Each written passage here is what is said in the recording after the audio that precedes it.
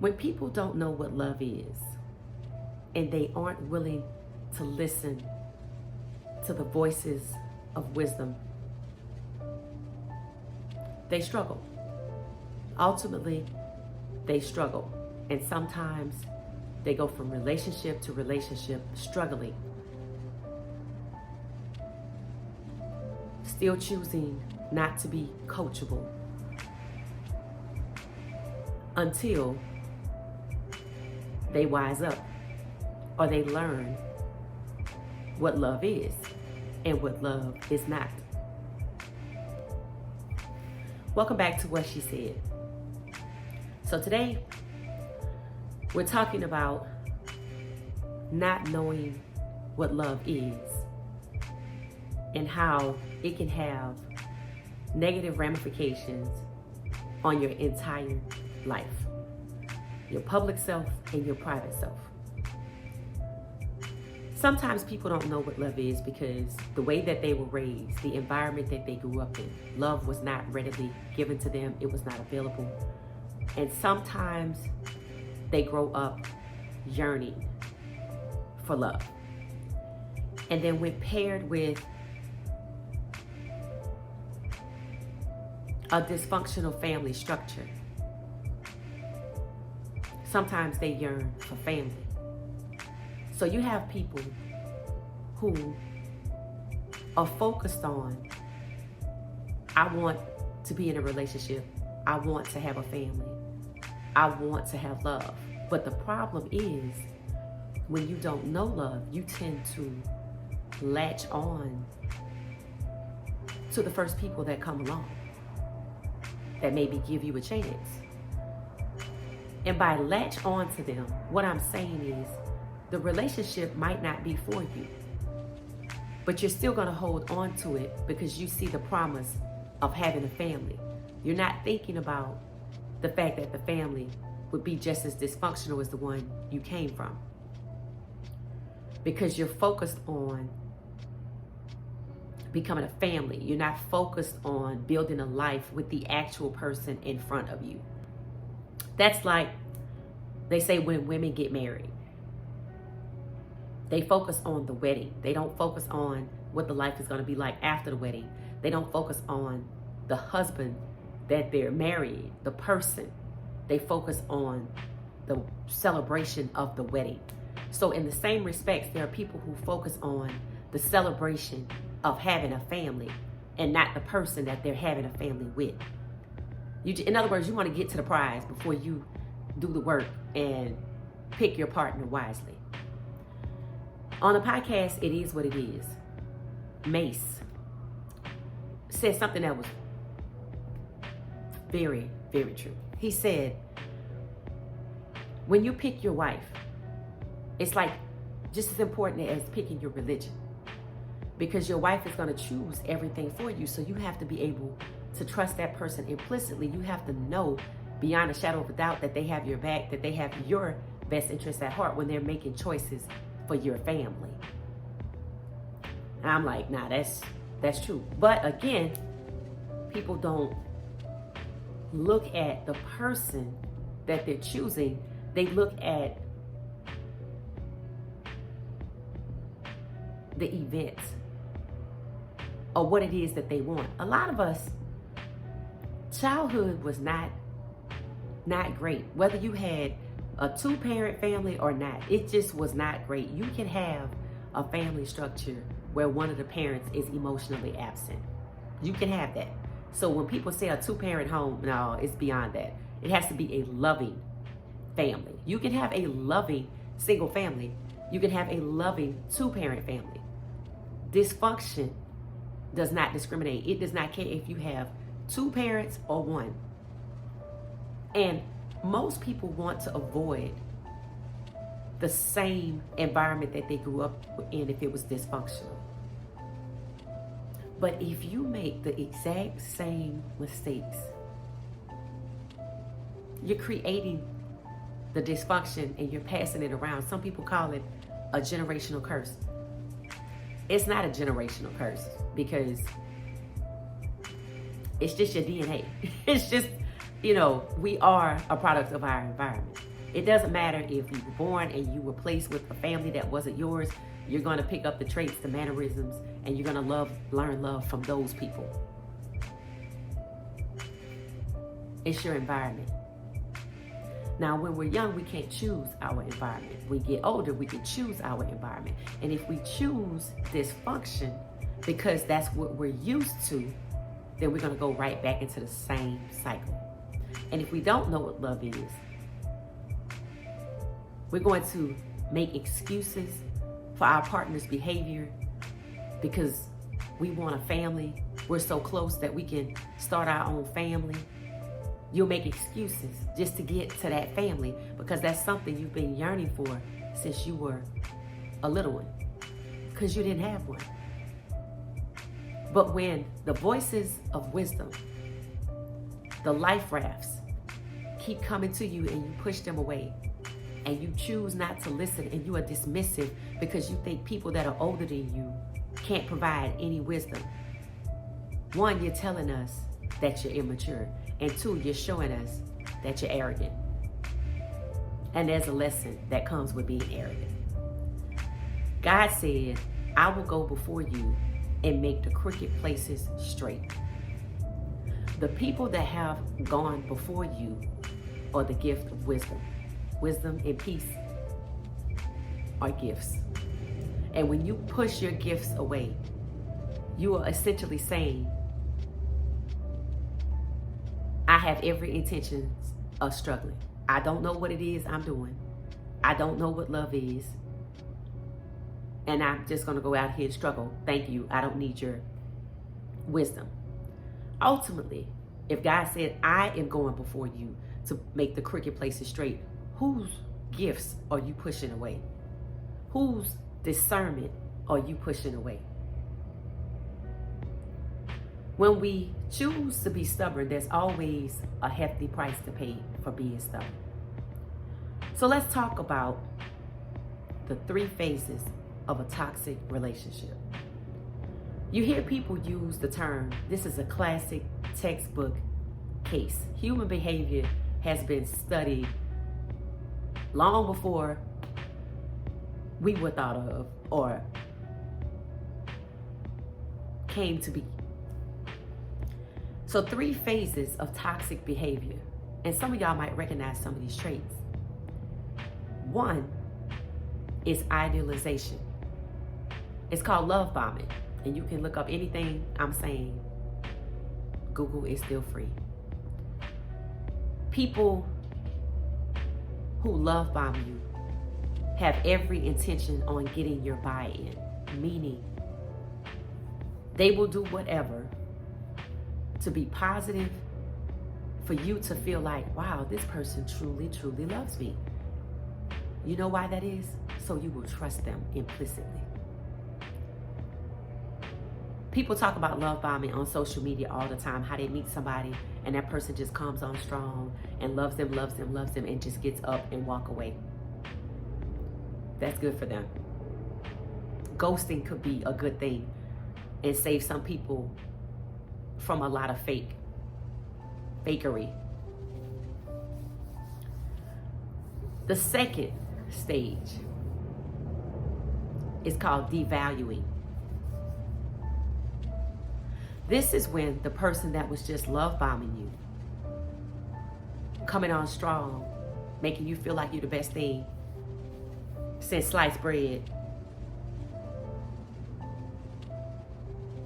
starts to pick you apart, starts arguing with you every day. Sounds familiar?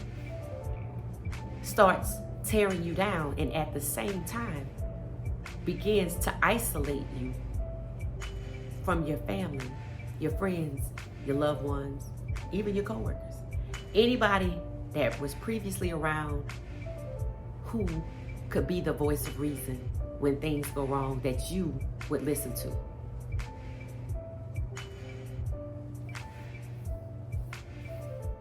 That's devaluing, isolation, and tearing you down. And then there's stage 3,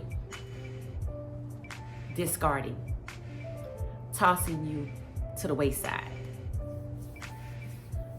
suddenly they're done with you. And this might sound familiar. Now, the beauty in this is if they're a controlling person and they are done with you and they just want to move on, that's probably the best thing that could ever happen to you, and that would be a blessing. But if they are a controlling person and they want to stay, it's not going to be an easy exit for you. It's not going to be, we're going to sit down and talk about this like two adults with mature brains over dinner and you go your way, I go mine, because this just isn't working. Thanks for the memories. It's not going to be that. There are men in my comments under the videos that I did regarding the Travis Hunter situation who shared their stories of how they had to escape from the toxic and controlling women that they dated. Notice I used the term escape. One man detailed that he had to uproot his entire life, quit the job he had, move to another city, get another job, and she still found him on social media. One man said that this woman followed him everywhere, including to the bathroom. One guy said he had been in 2 toxic marriages. He said he finally set himself free and met someone, and he's been married 10 years.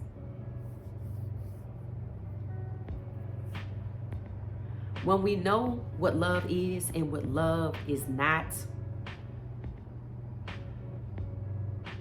we fare a lot better. We struggle a lot less. That doesn't mean we don't have heartbreak, because everybody knows that one person that I wish it would have worked out with them because it seems so perfect. They seem to fit our ideals of what we wanted, but something just wasn't clicking. It just wasn't working. We often think this when we haven't known a person very long.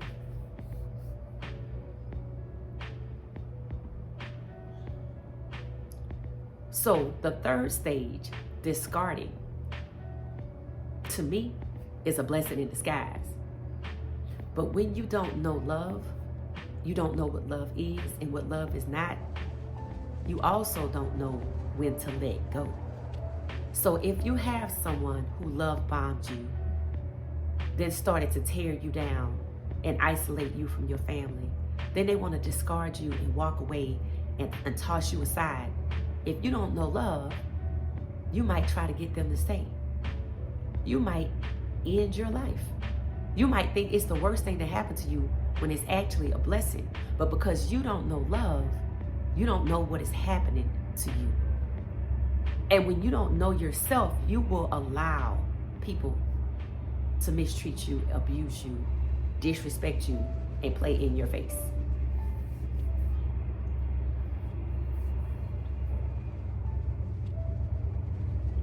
They say we should all listen to our gut reaction because gut reactions are our guardian angel.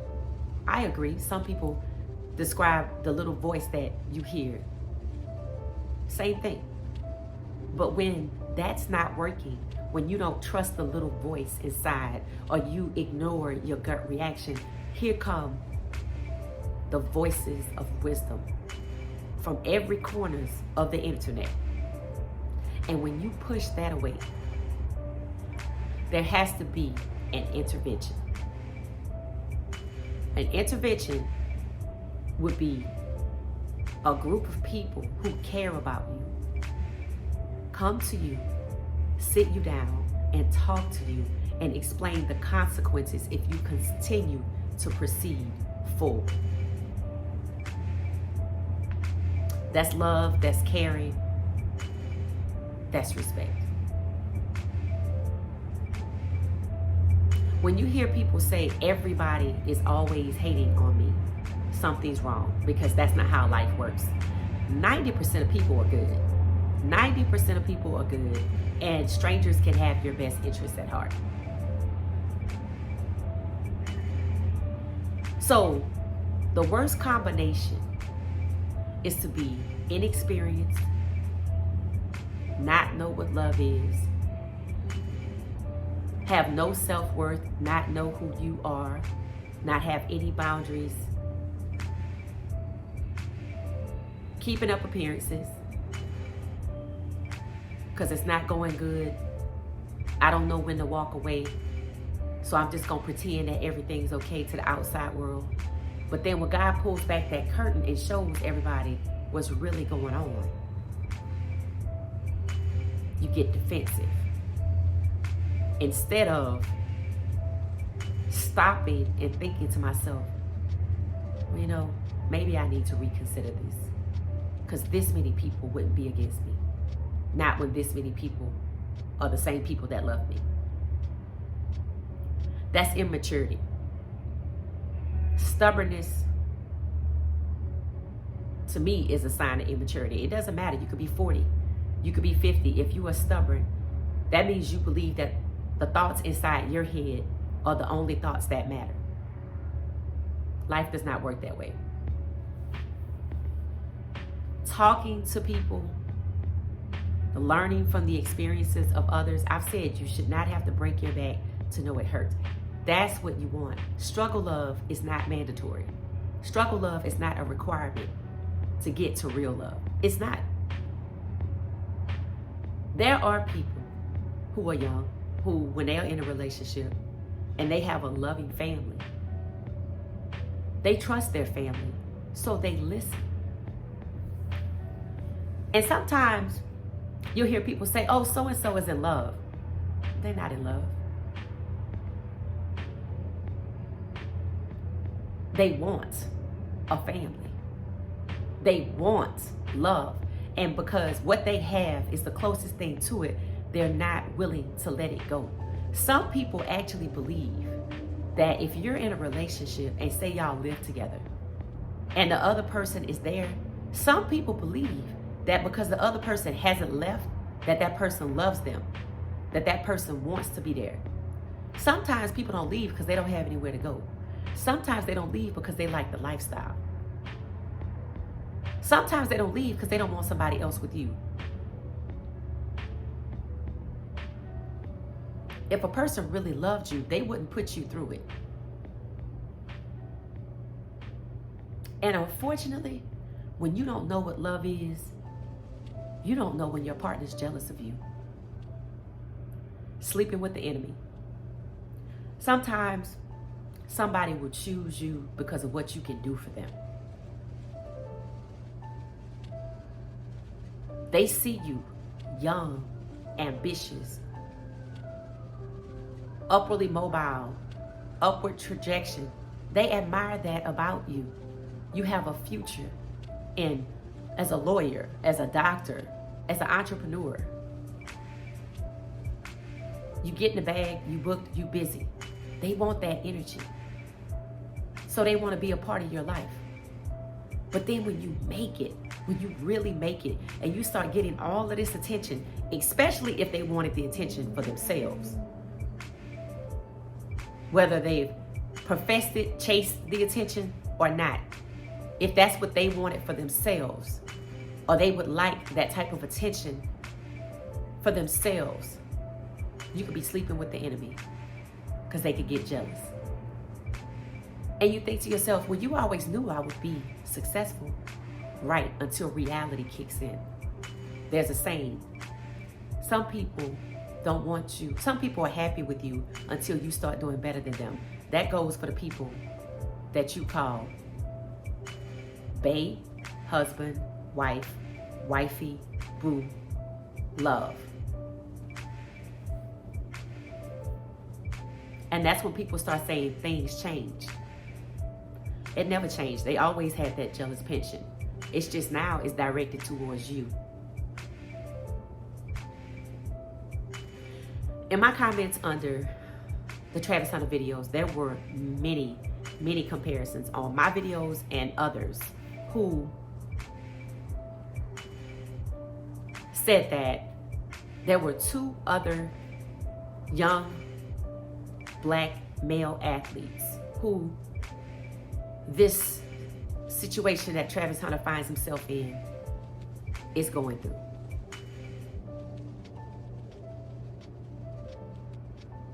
That they went through it. And unfortunately, neither of those men are still with us. One is Steve McNair. Steve McNair famous NFL player. I think he was from Alcorn, Mississippi, and went to Alcorn State. Loved by many fans. Life ended tragically because he was linked to someone who couldn't bear for that relationship to end, not because of love, because of the lifestyle, because everything that I had acquired and gained and benefited from being with this person was going to go up in smoke. And if I couldn't have him and the lifestyle, neither could anybody else. He had children. That's selfish. Selfish behavior can be quite dangerous.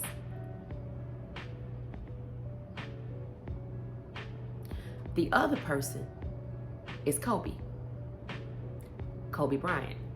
Kobe was very young when he got married or into the relationship. Now, I wasn't 100% paying attention to that, but in the comments, people have mentioned that over and over and over. People have said Travis Hunter's situation with his fiance is giving Steve McNair vibes. And people are talking about how they were or expected to get married in the same state of Tennessee.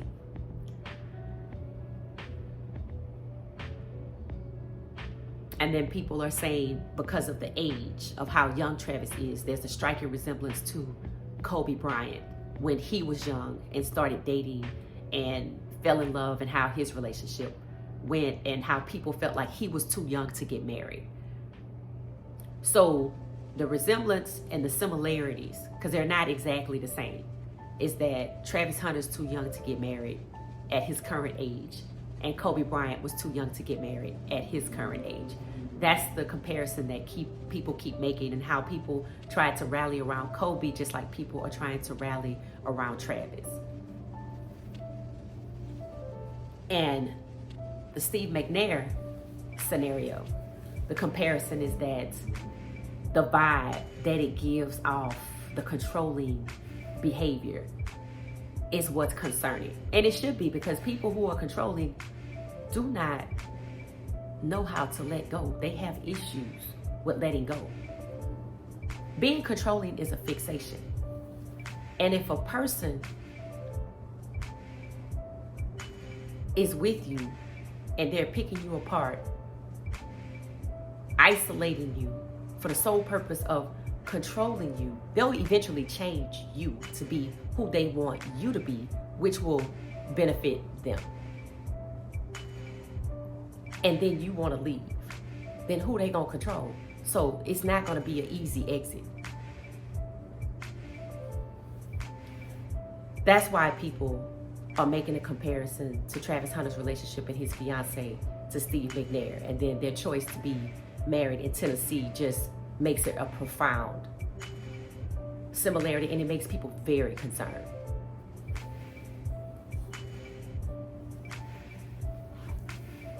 So all of the congratulations are rolling in. It's the eve of the Heisman, and Travis's endorsement deals, things he's been working towards for a long time, are coming to fruition, and the congratulations are pouring in, and they're mixed with precaution.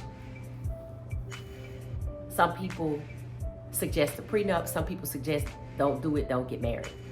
I'm on the don't get married, because prenups do not protect you from betrayal. They do not protect you from emotional abuse, any kind of physical abuse. They don't protect you from being on an episode of Snapped should you realize you were being used. And then people point out that the laws in Tennessee essentially nullify a prenup, or the prenup really could have a lot of loopholes in it that it's non-existent. So people are questioning why get married in Tennessee where you don't have family, which means you'll be isolated in a state that, should you divorce, favors the person that people question if they really love you. All the while, you're choosing not to be coachable, choosing not to listen, choosing to push away the life rafts, ignore the voices of reason, dismiss those that have gone before you because they're older than you. So this is more than we have to respect a person's choices. This is, yes, we absolutely respect your choice. But it's not too late for an intervention. It's time for an intervention. There will be an intervention. So when people don't know what love is, although you have to respect their decisions, you don't have to give up on showing love, care, and concern. And sometimes people mistake a man or a woman's yearning for a family or yearning to have love in their life. They mistake that attachment to an individual, which brings them close to that goal. They mistake that attachment as love. That's not love.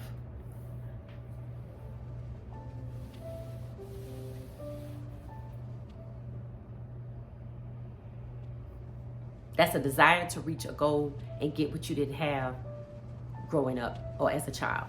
Love and a family.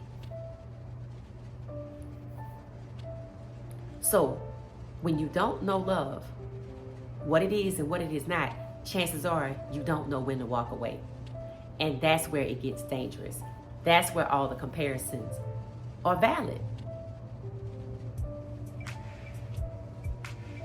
So you let me know your thoughts on the consequences of knowing what love is and what love is not. That's it for me. I feel like I should call this segment Love and Football. Thank you for watching. If you're new to the channel, please consider subscribing. If you are returning, thank you so much. I truly appreciate you. Turn on your notifications. We go live now. Join us for game night. Peace.